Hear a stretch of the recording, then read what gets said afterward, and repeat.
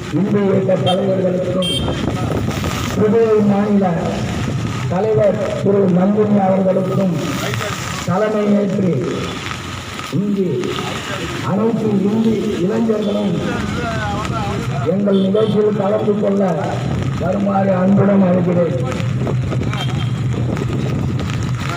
இன்று வீரத்துறவி சுவாமிஜி விவேகானந்தரின் 158வது பிறந்த நன்னாளில்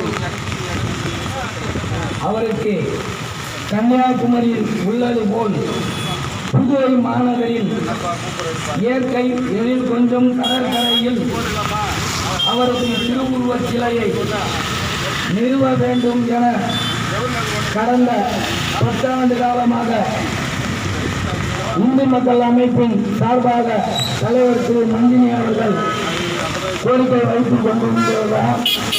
இதுவரைக்கும் எந்த அரசும் நடவடிக்கை எடுக்கவில்லை. இனி வரும் காலங்களில் அவருக்கு திருவுருவச் சிலையை வைக்குமாறு மிகவும் பணிவுடன் கேட்டுக்கொள்கிறேன்.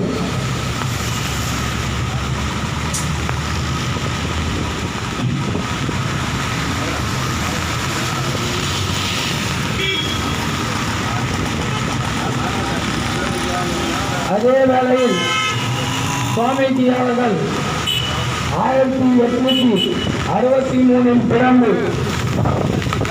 39 வருடங்கள் நம் பாரத மண்ணில் பிறந்து நம் கலாச்சாரத்தையும் பண்பாட்டையும் உலகத்தில் எடுத்துரைப்பதற்கு அவருக்கு நாம் அனைவரும் கடமைப்பட்டவர்களாகவே இருக்க வேண்டும் என்பதையும் அவரை பின்பற்றி வரும் காலங்களில் நம் இளைஞர்களும் விழிப்புடன் செயல்பட வேண்டும் என்பது என்னுடைய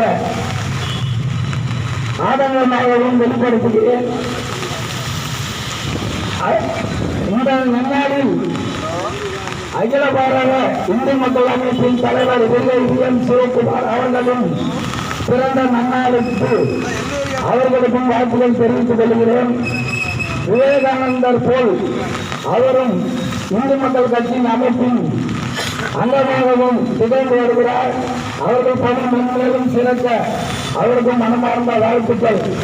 இந்த வாய்ப்பினை வழங்குவதற்கு அகில பாரத இந்து மக்கள் அமைப்பின் கட்சியின் சார்பாக திரு நந்தினி அவர்களுக்கு மனமார்ந்த வாழ்த்துக்கள்.